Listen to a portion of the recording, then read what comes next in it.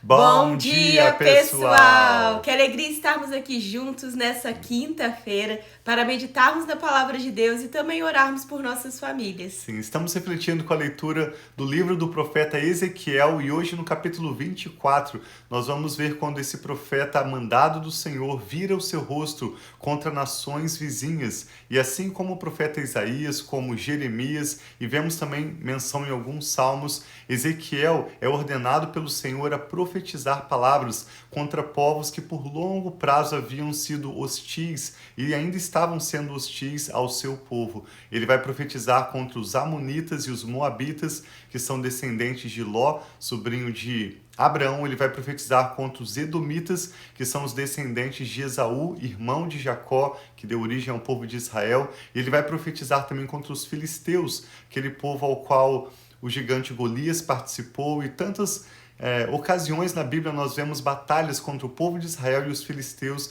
que viviam exatamente onde hoje é a região de Gaza, exatamente ao sul de Israel, próximo à sua divisa com o Egito e também ao mar Mediterrâneo.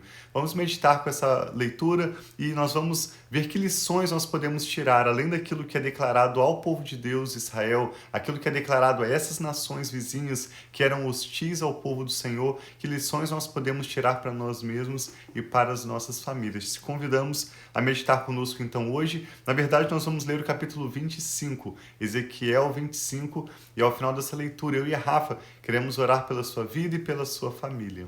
Sim, vamos orar então pedindo ao Senhor que nos dê entendimento e se revele a nós, porque nós precisamos não simplesmente de ler a palavra ali escrita de Deus, mas nós precisamos receber essa revelação que vem direta do Espírito Santo. Então vamos orar, nós convidamos a vocês a orarem conosco para nós iniciarmos esse tempo devocional. Sim, Pai, muito obrigado pelo teu amor, o teu cuidado sobre as nossas vidas e famílias. Nós pedimos, Pai, que o Senhor venha falar conosco. Nós queremos ter esse tempo aqui, onde nós vamos ler a Tua palavra e receber de Ti, Pai, diretamente do Senhor, diretamente do Teu Espírito, aquilo que o Senhor tem para cada um de nós. Traga clareza, traga revelação, mesmo talvez sendo profecias, Pai, que pareçam ser difíceis contra esses povos, que eram povos más, mas o Senhor sempre tem algo, Pai, a nos ensinar, um princípio, um valor do Teu reino, a nos ensinar através da Tua palavra. Então, fale conosco, nós queremos ouvir a Tua voz. Em nome de Jesus, amém. Assim seja. Acompanhe conosco, então, leitura de Ezequiel, capítulo 25, diz: Esta palavra do Senhor veio a mim. Aqui, então, é o profeta Ezequiel, um sacerdote, em torno dos seus 30, quase 40 anos, na terra da Babilônia, onde ele havia sido levado para onde ele havia sido levado cativo. Ele havia declarado várias visões que ele tinha tido do trono de Deus, havia declarado profecias para o povo de Israel e de Judá, e a partir do capítulo 25, ele também declara mensagem a povos ao redor. Observe que alguns elementos são comuns e outros são totalmente diferentes das mensagens que ele entregou ao seu próprio povo, o povo de Israel. Esta palavra do Senhor veio a mim. Filho do homem, vire o rosto contra os amonitas e profetize contra eles. Diga-lhes, amonitas, ouçam a palavra do soberano Senhor. Assim diz o soberano Senhor. Visto que vocês exclamaram, ha, ha, quando o meu santuário foi profanado, quando a terra de Israel foi arrasada e quando a nação de Judá foi para o exílio, eis que os entregarei como propriedade do povo do Oriente.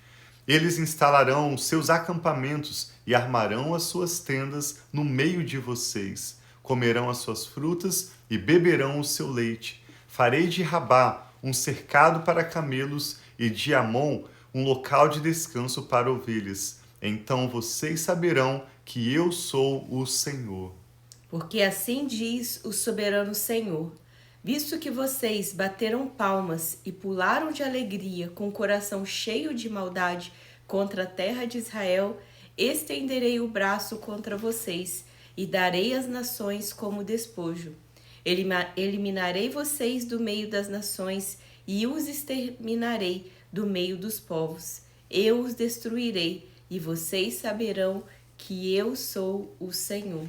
Esse é um elemento comum de várias profecias que Ezequiel declara. através do juízo do Senhor, dos seus atos de disciplina e de justiça na terra, o Senhor seria conhecido como o Senhor soberano. Agora, algo que distingue totalmente das mensagens que Ezequiel havia entregado a Israel e a Judá, observe que aqui não há menção da lei do Senhor sendo desobedecida. Nessa profecia e nas próximas que vamos ler também, não há nenhuma menção da idolatria praticada por esses povos. O motivo pelo qual o Senhor estava irado com esses povos era um único, porque eles estavam se alegrando e com maldade celebrando um momento de dificuldade do povo de Deus. Nós vamos observar por todas as escrituras. As escrituras sagradas são a palavra de Deus, nos revelam o coração de Deus.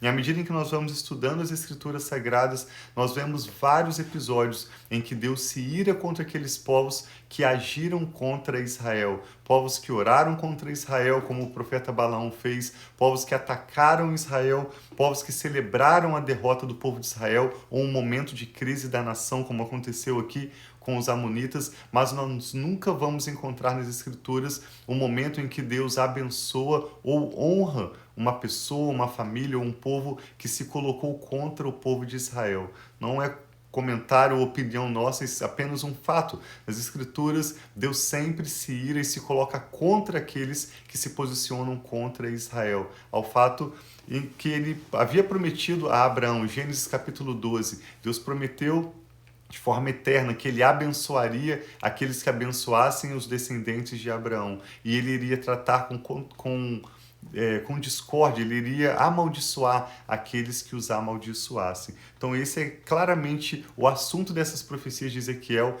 contra esses 4 povos sobre os quais lemos hoje. Primeiro os amonitas, agora vamos ler a profecia contra Moabe, que diz assim a partir do verso 8. Assim diz o soberano Senhor: uma vez que Moabe e Seir disseram: vejam, a nação de Judá tornou-se como uma das outras nações, por essa razão abrirei o flanco de Moabe, começando pelas cidades fronteiriças, Bet-Jesimote, Baal-Meon e Kiriataim, que são a glória desta terra.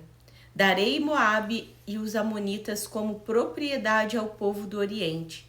Os amonitas não serão lembrados entre as nações, e castigarei Moabe.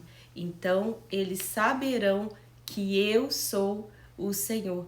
Nós estamos vendo que o Senhor estava trazendo juízo sobre o povo de Israel e ele contou com povos como a Babilônia, que veio e trouxe esse juízo através. Mas nós temos profecias também, que nós já até lemos também em Jeremias, eu creio que em Isaías também, falando contra a Babilônia, que ela aproveitou dessa autoridade que Deus deu para ela trazer esse juízo, fazendo ainda mais difícil para o povo de Deus. Então, quando eu vejo isso, eu vejo que ainda que Deus trate com as nossas vidas e com as vidas daqueles que talvez Ele, por amor, Ele está corrigindo, mesmo assim, seja nós como servos de Deus ou as pessoas que estão ao redor, nós não temos o direito seja de criticar ou até mesmo de se alegrar com a derrota do outro. Então aqui Deus mostra que ainda que Ele estivesse tratando com o povo dele, Ele estava tratando por causa da idolatria, por causa de todas aquelas atitudes que eles estavam tendo, mas Ele não dava direito a esses povos, que eram povos que não eram a nação santa ali, não era o povo de Israel, de se aproveitar e julgar, ou até mesmo aqui ele está falando sobre eles rindo e se alegrando com a derrota do seu povo. Então Deus, porque Ele não está se alegrando com o que está acontecendo com o povo, Ele está fazendo isso como uma correção, mas desejando o arrependimento, desejando que o povo volte o coração deles para Deus, não como uma derrota para que eles sejam destruídos, para que eles sejam amaldiçoados, mas como que eles possam se retornar para a bênção. Sim, e esses povos, todos eles se uniram ao exército da Babilônia.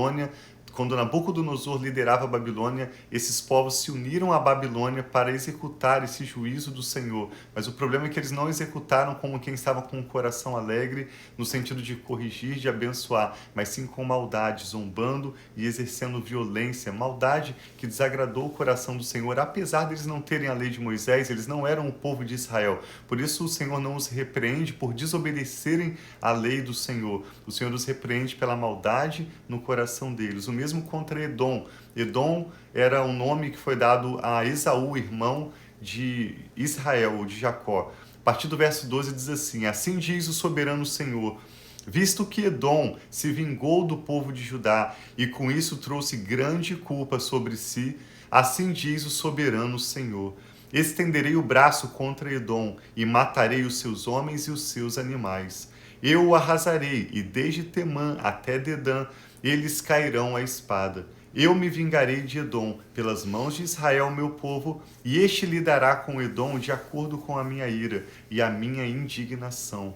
Edom conhecerá a minha vingança, declara o soberano Senhor. Assim como Edom estava prometendo ou executando vingança contra Judá, o Senhor diz que ele próprio, o Deus soberano, viria para vingar-se contra Edom. E por último, uma pequena palavra também de profecia contra a Filístia. Os filisteus eram um povo que viviam na região onde hoje é a região de Gaza, entre o sul de Israel, o Egito e o mar Mediterrâneo. Verso 15 diz assim: assim diz o soberano Senhor, uma vez que a Filístia agiu por vingança e com maldade no coração, com antiga hostilidade buscou destruir Judá, assim diz o soberano Senhor, estou a ponto de estender o braço contra os filisteus. Eliminarei os queretitas e destruirei os que restaram no litoral. Minha vingança contra eles será terrível e os castigarei na minha ira. Então, quando eu me vingar deles, saberão que eu sou o Senhor. Talvez uma palavra-chave nesse texto seja a palavra vingança. O Senhor está prometendo nessas profecias de Ezequiel, assim como nós encontramos também no Salmo 83, por exemplo, claramente trata desse assunto, entre outros, Salmo 137, mas também no livro de Isaías e Jeremias existe essa promessa de uma vingança da parte do Senhor contra aqueles que forem hostis ao povo de Israel.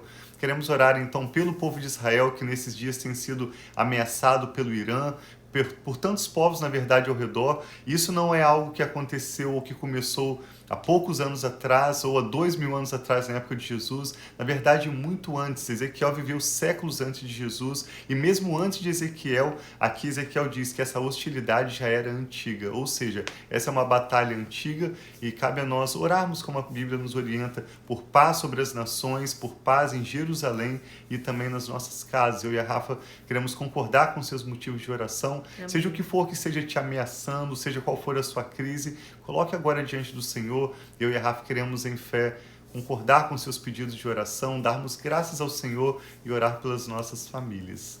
Vamos orar juntos? Pai, nós te damos graças porque o Senhor é bom e tudo aquilo que o Senhor faz é bom.